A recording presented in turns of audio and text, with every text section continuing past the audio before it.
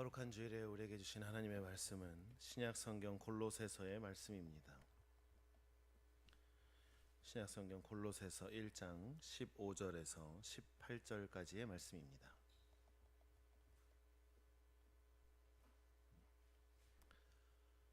우리 하나님의 말씀 한 절씩 교독하여 읽겠습니다. 그는 보이지 아니하는 하나님의 형상이시요 모든 피조물보다 먼저 나신 이시니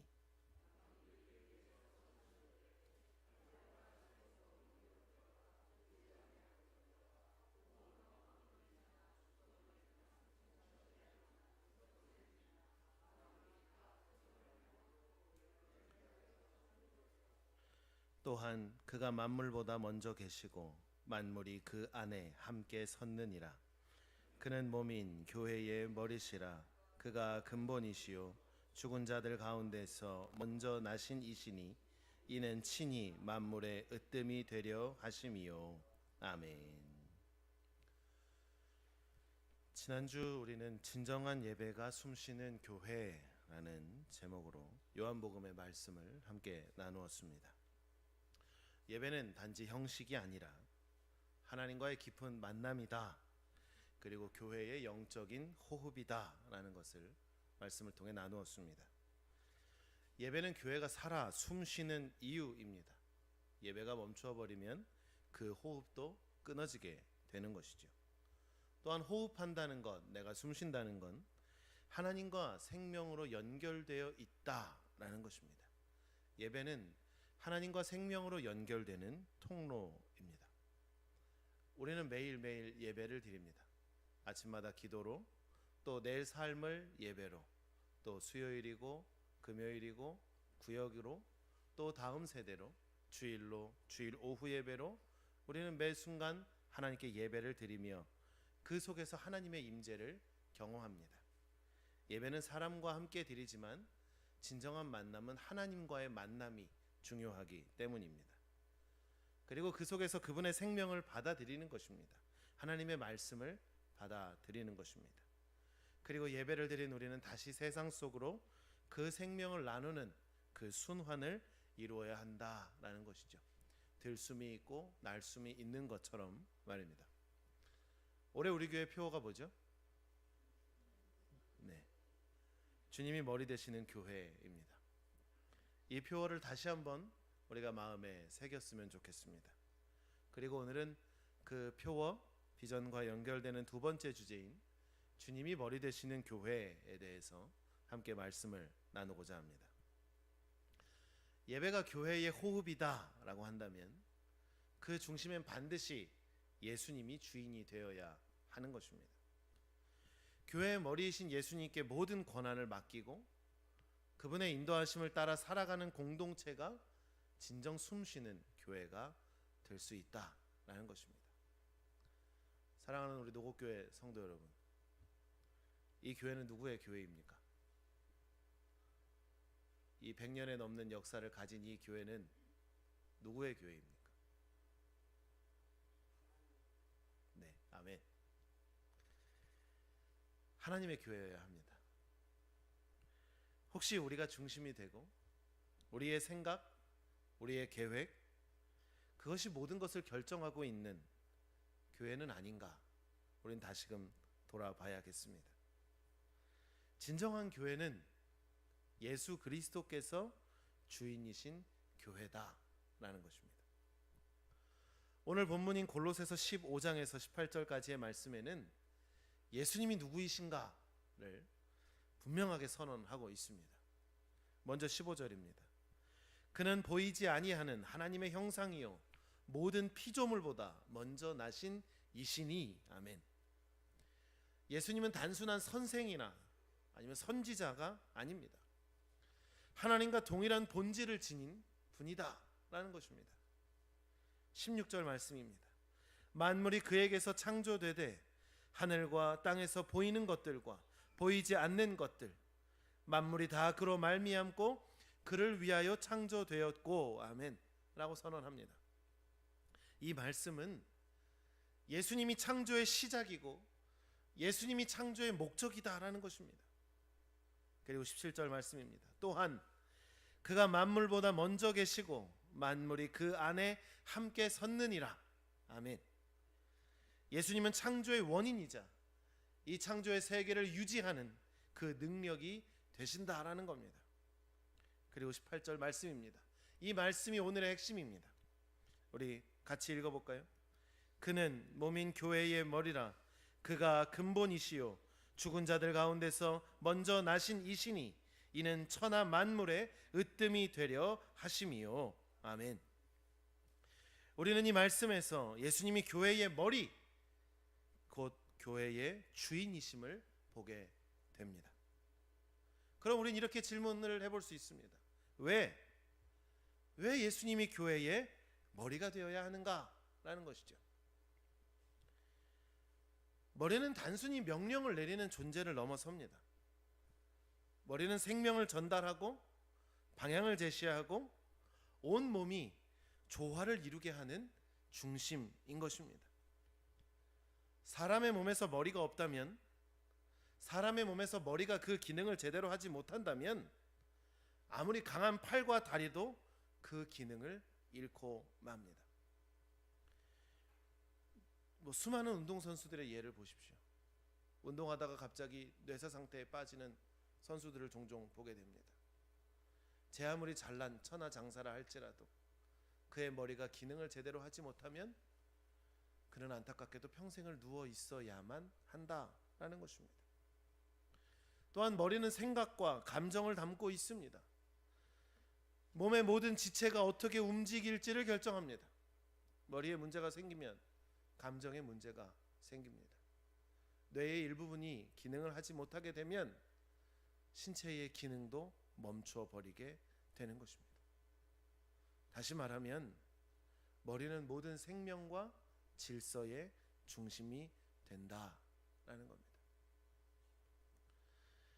예수님이 교회의 머리가 되신다라는 것은 그분이 교회의 중심에서 방향을 제시하시고 교회의 모든 기능을 조화롭게 운행하시며 교회가 참된 생명력을 갖게 하신다는 뜻을 가지고 있습니다. 만약 교회가 그 예수 그리스도의 머리 되심을 잃어버린다면 아무리 많은 사역, 아무리 많은 활동이 있어도 그 안엔 영적인 생명력을 잃어버리게 되는 것입니다. 교회는 사회복지 기관이 아닙니다. 교회는 좋은 일을 하는 곳이 아닙니다. 교회는 좋은 사람들만 모여 있는 것도 아닙니다. 세상에 온갖 사람들이 모입니다. 그러나 그 모인 공동체의 머리는 하나님이 되시고 예수 그리스도가 되신다라는 겁니다. 교회는 단순한 조직이 아닙니다. 살아있는 그리스도의 몸입니다. 그렇기에 머리 되신 예수님께 연결되어 있을 때만이 교회는 진정한 의미의 공동체로 살아 숨쉴 수 있는 것입니다. 그런데 우리는 예수님이 아닌 다른 것을 교회의 머리로 삼으려 할 때가 있습니다. 저는 아직도 충격적인 이야기를 기억합니다. 한 선배 목회자가 그런 이야기를 하더라고요. 목사님, 교회에 부임하면 교회 장로님 말씀만 잘 들으면 교회는 평안합니다.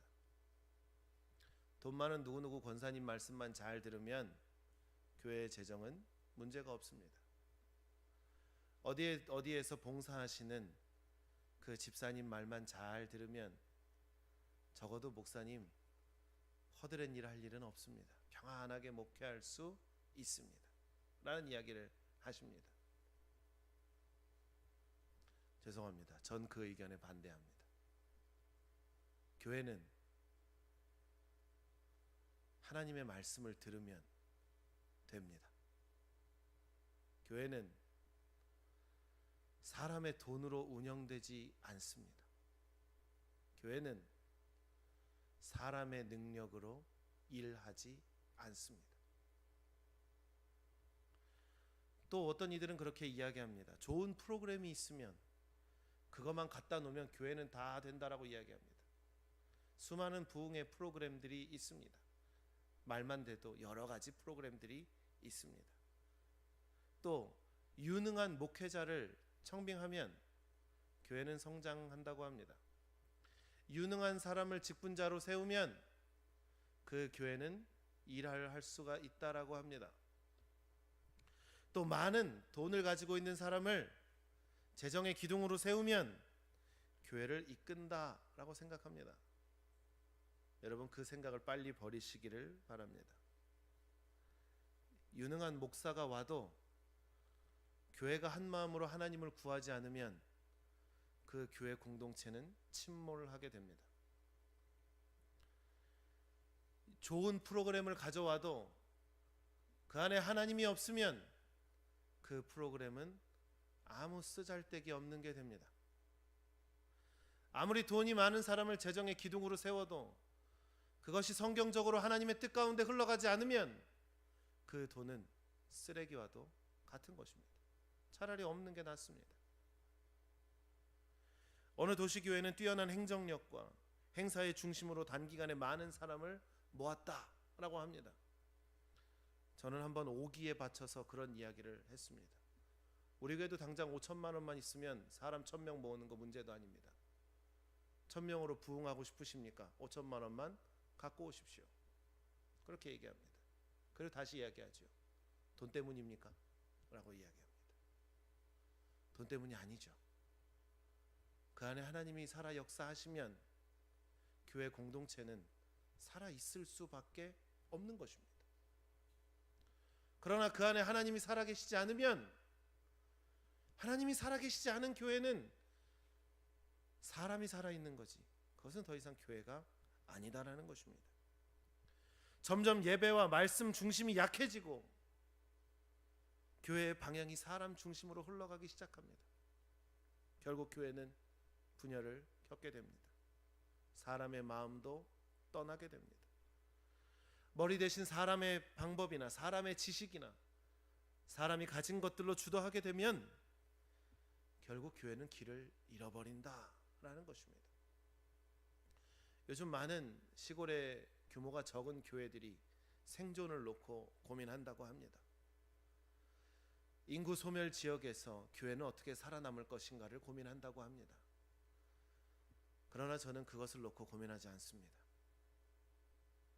교회가 살아있다면 온 천하 열방으로부터 하나님은 그곳에 예배자를 모으실 것이기 때문입니다. 교회는 예배자가 있으면 되는 것입니다. 그 예배는 무엇입니까? 예배는 하나님께 드리는 것이기 때문입니다. 예수님이 주인이 아닌 곳에서는 교회가 생명을 잃고 껍데기만 남게 된다라는 것입니다. 성경에서도 예수님 외의 것을 주인으로 삼으려 한 인물들의 이야기들을 찾아볼 수 있습니다. 먼저 구약에 보면 사울은 어떻습니까? 이스라엘 백성들이 우리도 왕을 세워주십시오, 다른 나라처럼 우리도 우리의 지도자가 필요하다고 그렇게 했을 때 초대 왕으로 세웠던 사울 왕의 모습은 어떠했습니까? 그는 하나님보다 백성들의 시선을 의식했습니다. 하나님의 명령을 따르기보다 자기의 판단과 욕심을 따랐습니다. 결국 그는 그 왕위를 잃고 말았습니다. 그 왕위는 사람들이 끌어낸 것이 아닙니다. 하나님이 친히 내리게 하신 것입니다. 반대로 다윗은 어떻습니까? 물론 그도 실수가 있었습니다. 그도 손에 많은 피를 묻혔습니다.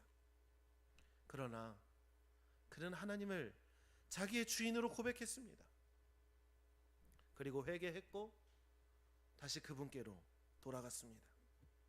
시편 23편 1절의 말씀은 그의 삶을 통틀어서 한 문장으로 고백합니다.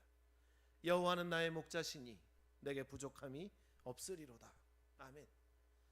다윗은 그런 고백을 했던 사람입니다. 신약의 말씀에 보면 우리는 베드로를 압니다.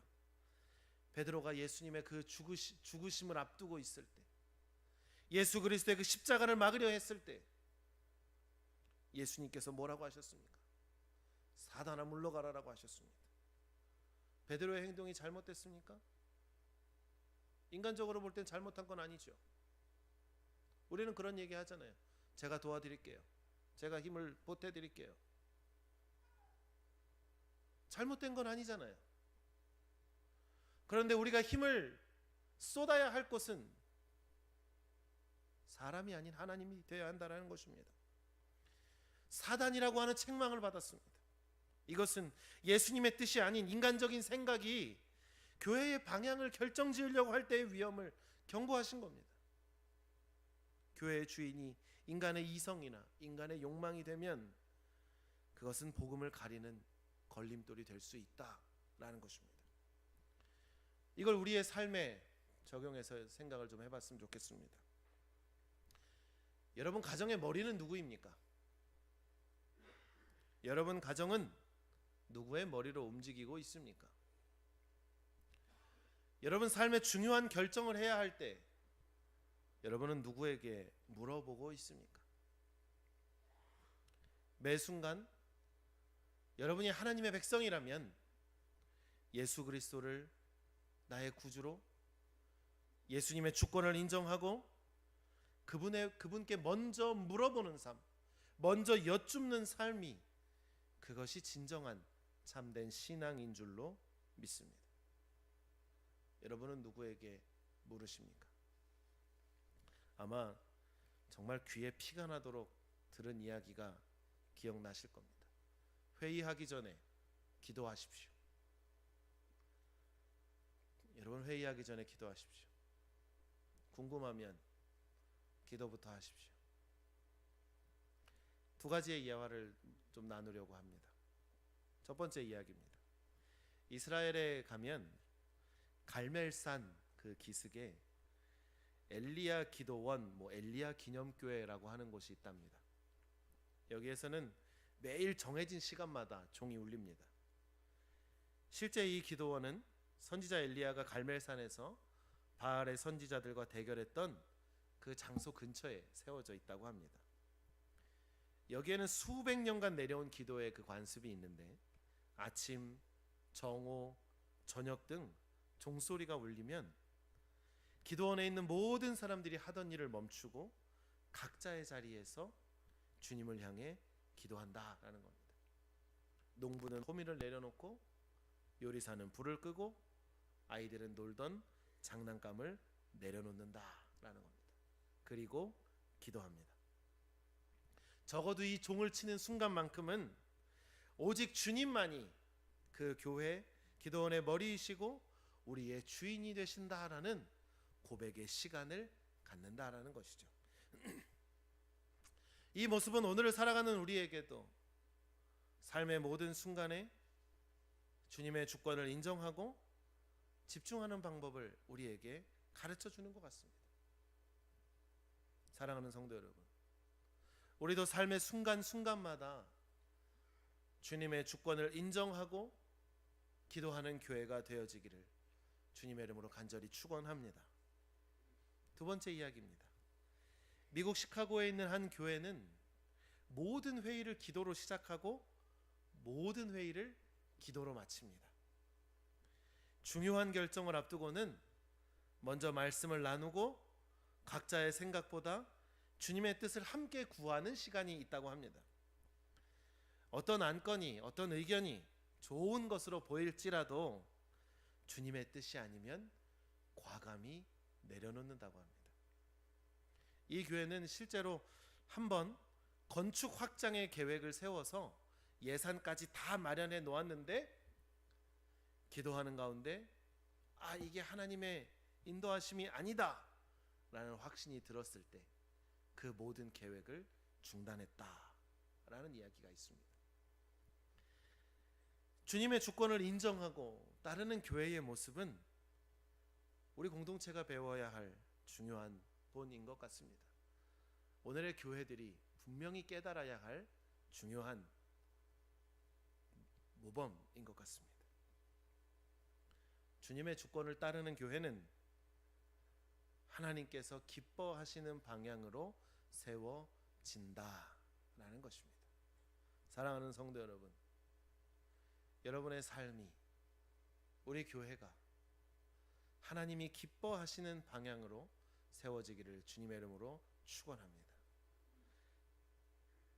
예수님이 머리가 되실 때 교회가 살아납니다. 예수님이 머리가 되실 때 교회는 생명의 근원이신 그분으로부터 은혜와 질서를 공급받게 되는 것입니다. 바울은 골로새서 1장과 에베소서 4장에서 머리 되신 그리스도로 인해 교회가 서로 연결된다고, 그리고 성장한다고 강조합니다. 교회는 프로그램이 아닙니다. 머리이신 주님과 연결될 때 살아 움직이고 자라게 됨을 기억하시기를 바랍니다. 그리고 예수님께 우리의 주권을 드릴 때 우리의 삶이 달라지는 것입니다. 우리는 우리 스스로가 모든 것을 다 할 수 있다고 생각합니다. 종종 아이들을 키우다 보면 사춘기 때의 아이들을 겪게 되죠. 그때 아이들의 대체적인 특징은 이런 것 같습니다. 자기 주장이 강합니다. 다른 누군가의 이야기를 들으려 하지 않습니다. 그리고 자기의 주장대로, 자기의 뜻대로 합니다. 성공하면 성공한 거고 내 탓이고, 실패하면 남 탓입니다. 그런 우리는 그 사춘기의 아이들을 보면서 뭐라고 이야기합니까? 그래, 잘하고 있어. 너의 삶을 앞으로 이렇게 살아봐 라고 하지 않습니다. 아휴, 저 커서 어떻게 하려고 그러나. 우리 애가 사춘기인데 어떡하지요? 에휴, 저 때가 빨리 지나가야지. 누구도 그 사춘기에 머무르라고 하지 않습니다. 혹시 이 땅의 교회는 사춘기를 겪고 있지 않습니까? 자기의 주장, 자기의 뜻, 성공하면 누구 탓, 실패하면 또 누구 탓. 그게 모든 것인 것처럼 그 안에 갇혀 살아가고 있지는 않습니까? 주님께 우리의 주권을 드릴 수 있기를 소망합니다. 물론 내가 할 수 있는 이 권리를 남에게 준다는 건 결코 쉽지 않습니다. 내가 알아서 할 수 있는 걸 굳이 남에게 준다? 어렵죠. 그런데 그 대상은 남이 아니라 하나님이기 때문에 가능한 것이고, 그 대상은 하나님이기 때문에 해야 한다는 것입니다. 예수님께 우리의 시간, 우리의 재정, 우리의 관계, 우리의 미래를 맡길 때 우리의 삶은 주님의 뜻 안에서 변화되어지고 인도받게 됩니다.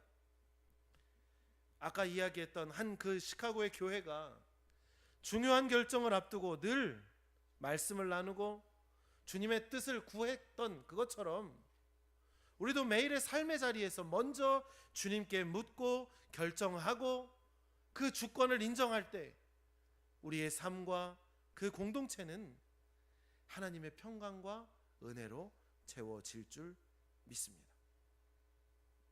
사랑하는 성도 여러분,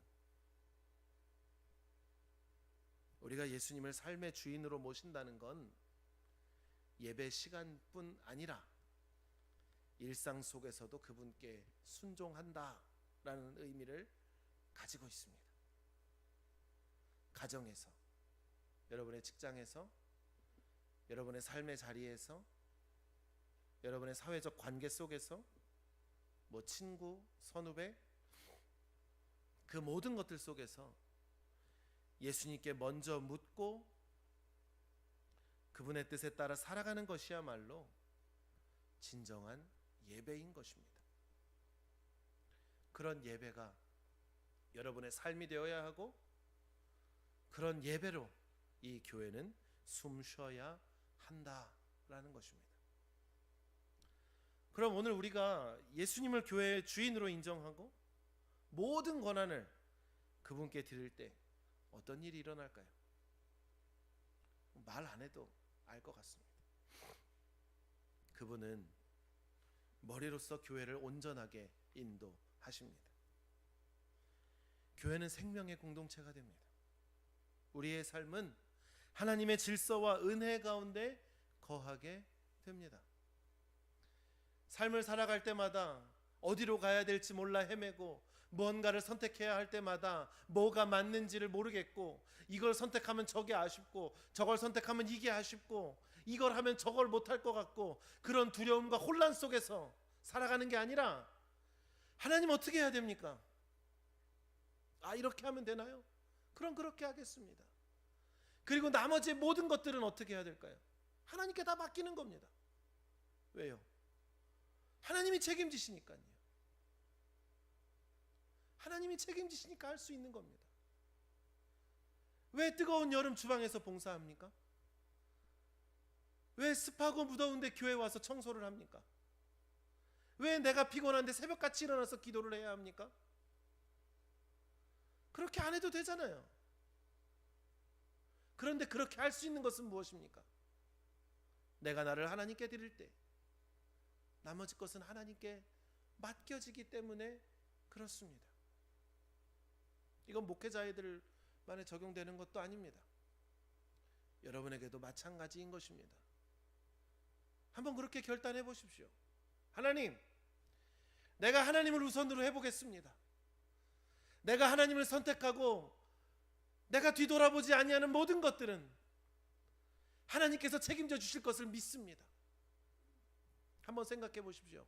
내 앞에 계신 하나님께 내가 하나님을 보고 달려가고 하나님은 나를 보고 계신다면 내 뒤에 있는 것은 누가 보시겠습니까? 하나님이 보시는 겁니다. 내 뒤에 있는 걸 하나님만이 보실 수 있는 겁니다. 그 하나님께 맡기십시오. 그 하나님께 내어놓으십시오. 내려놓음이라는 건 그런 겁니다. 주권이라는 건 그런 겁니다. 한 나라의 지도자를 뽑았다면, 우리는 누군가의 대표를 뽑았다면, 교회에 누군가를 세웠다면 맡길 수 있어야 되잖아요. 목회자를 청빙했다면 맡길 수 있어야 되잖아요. 누군가를 임직자를 세웠다면 맡길 수 있어야 되잖아요. 그것보다 더 큰 존재이신 하나님께 맡기라는 겁니다. 우리 교회가 그렇게 하나님께 맡겨진 교회가 되어지기를 주님의 이름으로 축원합니다. 여러분의 삶은 이미 하나님께 맡겨졌습니다. 이미 여러분의 삶의 주인도 하나님이십니다. 그 하나님께서 말씀하십니다. 내가 너로 큰 민족을 이루고 내가 너로 하여금 복의 근원이 되겠다고, 되게 하겠다고 아브라함을 통해 말씀하신 그 약속이 오늘 우리에게까지 이어져 오는 것 아닙니까? 하나님이 여러분에게 약속하셨습니다. 두려워하지 말라. 내가 너의 하나님이 될 것이다. 염려하지 말아라. 놀라지 말아라. 내가 너의 주인이 될 것이다. 예수 그리스도의 핏값으로 이 교회를 세웠나니 이 교회는 그리스도의 몸이 된다라고 분명 말씀하셨기 때문에 그것이 온전하게 살아있다면 우리 교회는 생명력이 있는 것입니다. 에베소서 4장 15절에서 16절입니다. 오직 사랑 안에서 참된 것을 하여 범사에 그에게까지 자랄지라. 그는 머리니 곧 그리스도라. 그에게서 온 몸이 각 마디를 통하여 도움을 받음으로 연결되고 결합되어 각 지체의 분량대로 역사하여 그 몸을 자라게 하며 사랑 안에서 스스로 세우느니라. 아멘. 교회가 주님과 연결되어 있을 때 우리는 서로를 통해 은혜를 나누며 서로 세워지는 것입니다.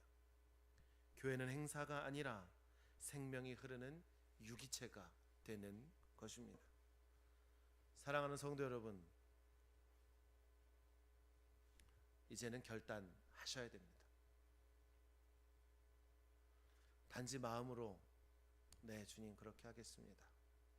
마음으로 고백하는 것을 넘어서 우리의 시간, 우리의 계획, 우리의 가정, 우리 교회의 모든 사역의 영역에서 실제로 주님의 주권을 인정하며 따르겠다는 결단이 필요합니다. 우리 한번 이렇게 따라해 볼까요? 주님, 우리 교회의 주인이 되어 주옵소서. 내 삶의 머리가 되어 주옵소서. 내가 가진 모든 것을 주님의 손에 올려드립니다. 이제부터 주님의 뜻이 내 삶과 교회의 모든 영역에서 이루어지기를 원합니다. 아멘. 여러분의 오늘 이 결단이 우리의 이 결단이 우리의 삶과 우리의 교회 안에서 진정한 변화를 일으키고 주님의 영광이 나타나기를 주님의 이름으로 축원합니다. 기도하겠습니다.